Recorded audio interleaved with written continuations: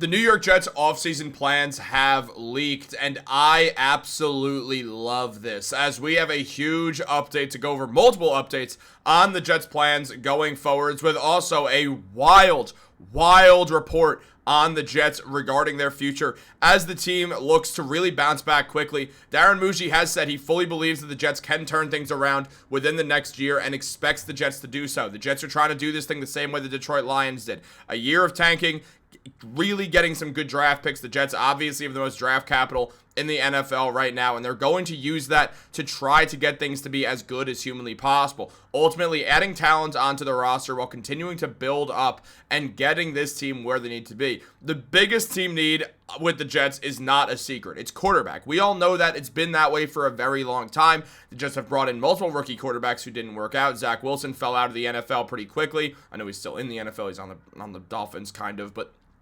outside of that, we saw Sam Darnold struggle with the Jets mainly because of terrible coaching and the worst offensive line in football. And now the Seahawks are projected to win the Super Bowl. So great for Sam Darnold. I obviously love Sammy D. But on top of that, with everything surrounding the Jets right now, there are a ton of plans that we're starting to see really unfold for this team, specifically in regards to what they're going to do with this quarterback position, with a few different names kind of jumping up for Darren Mougey and co, trying to find the right option for the future. And there was a shocking report regarding this guy and the New York Jets that we're going to dive into as well in this video.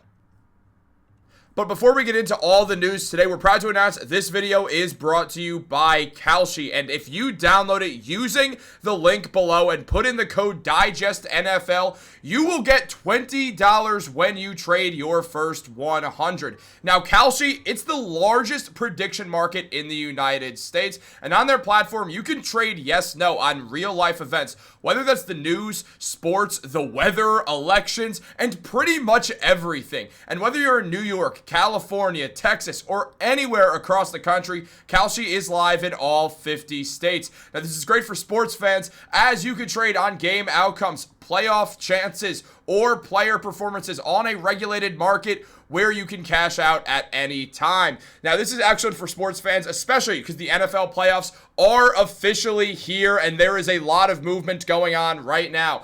And if you trade on Seattle, who has 20% of trades on them to win the Super Bowl with former Jets quarterback Sam Darnold, you will get $45 in return. Now, this is an excellent trade and one that I'm super interested in because the Seahawks look absolutely excellent right now. They have got a great defense, and Sam Darnold has been doing a phenomenal job. And guys, if you want to get in on the action and get that $20 when you trade your first 100, put in code DIGESTNFL. Thank you to Kalshi. But guys, let's get into the video. We have a lot to go over. Now, diving into multiple reports on the New York Jets and their plans going forward, there have been names that have come up a whole lot. Now, it was mentioned that what is their top offseason priority? ESPN mentioned the obvious. It's finding a quarterback. Justin Fields likely will be released, and Tyrod Taylor is a free agent, so the Jets could be starting over. The process will be two-tiered. Acquire a veteran or two and draft one. There's no surefire answer. Though Indiana's Fernando Mendoza or Oregon's Dante Moore are in reach, General Manager Darren Mougey will have to be creative to solve a problem that has vexed the franchise for literal decades. And as they mentioned, early draft outlook, if the Jets don't sign or trade for an established starter, a first-round pick has to be used on a passer. Mendoza and Moore will be in consideration among the top 5 picks, and taking either of them would represent a clear rebuild around a rookie quarterback. With the Colts' first-round pick, the Jets should also look at a cornerback or safety after an NFL record 0 interceptions this entire season. It's unlikely that Ohio State's Caleb Downs will be available at 16th overall, but cornerback Mansour Delane from LSU could match the need and the range of the pick. Now, at the same time, I do know the Jets desperately need more help on the defensive side of things, specifically with the secondary, so they can actually get an interception. I wouldn't be shocked if the Jets also did look at the wide receivers available. Jordan Tyson likely won't be around, but there will be some guys available who the Jets could look at and ultimately decide, we're going to add another wide receiver, get another playmaker so our offense can be set up, and then we'll focus on defense. We have the first pick in the second round. We've got another early pick in the second round. We could focus on adding an edge rusher, adding a guy in the secondary right there. Obviously, they could also say, all right, well, we picked a quarterback. We picked Dante Moore because Fernando Mendoza is going first overall. There's no way around it. Ultimately, now what do we do? Who do we look at? We look at someone in the secondary. Caleb Downs won't be there. If I had to guess, I think Caleb Downs is going to end up on the Chiefs. And basically, after that, what we're going to be looking at is who can the Jets add on. We're first going to see what they do in free agency. There won't be a ton of great players in the secondary, but the Jets ultimately could look for some veterans as well who could help the team kind of bounce around and bounce back. On top of that, you then look towards the draft and say, all right, we could use a corner. We could use a safety. We could go in there and see who fits this team the best, who we can go out there and realistically grab. Now, with Fields, we know he's gone. Regarding the quarterback situation, which is the big thing here, Fields did not have a good year with the Jets. It's ultimately obvious. We saw it. We saw him play terribly. We saw the Jets struggle with Fields. He couldn't complete a pass. It was rough. Now, Aaron Glenn, it was mentioned by Will Cologne, former Jets offensive line. I'm saying Aaron Glenn is going to sit up here and talk about how he needs to watch the tape. You don't need to watch anything. Justin Fields is not an NFL quarterback. And also Woody Johnson said that, saying if you look at any head coach with a quarterback like that, you're going to see similar results. So we know Fields is gone. So now you look at the replacements. And at the end of the day, Dante Moore is the guy. Dan Patrick did mention as well. Nobody's saying to Fernando Mendoza, hey, don't go to the Raiders. And the Raiders are just as much of a mess as the Jets are, which is true. So Dan Patrick is right there. And also, I don't think Dante Moore is going to sacrifice he's the guaranteed second overall pick if he declares. So, and that'll happen soon. So whether he declares or not, the decision's coming. So when we look at that, it's going to be huge to see that. And again, we see right here, the idea of Dante Moore should go back to Oregon strictly to dodge the Jets is nonsense. He'll inherit a good O-line with a wide receiver one in Garrett Wilson and a promising offensive coordinator. Tanner Engstrand looks very good at his job. It's just the Jets didn't have the personnel to succeed.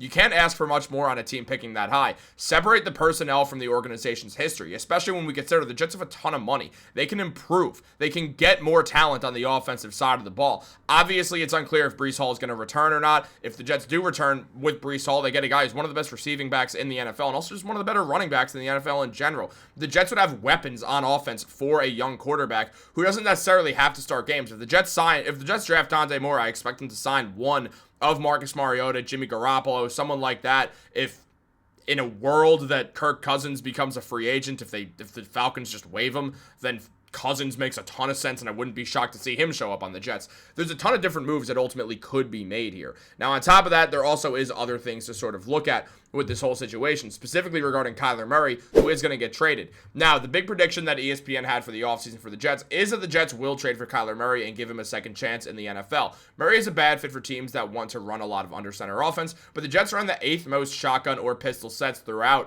week 17 in 2025. A trade for Murray's big contract would likely cost very little in draft capital, and it doesn't mean you can't draft Dante Moore anyway. The Jets could trade for Kyler Murray, draft Dante Moore, and see what happens. Would they?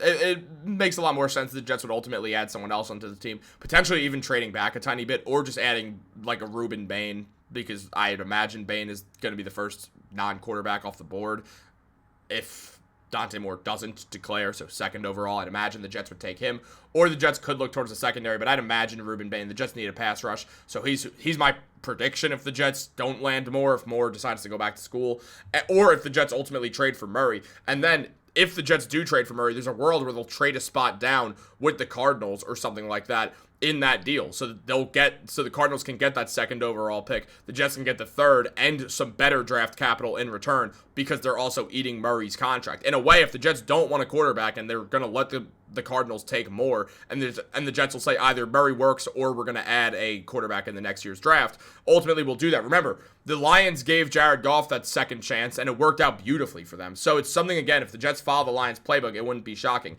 I still want Dante Moore. I think he's an excellent quarterback who threw for nearly 3,300 yards last season in college. Obviously still going on with the playoffs happening and everything.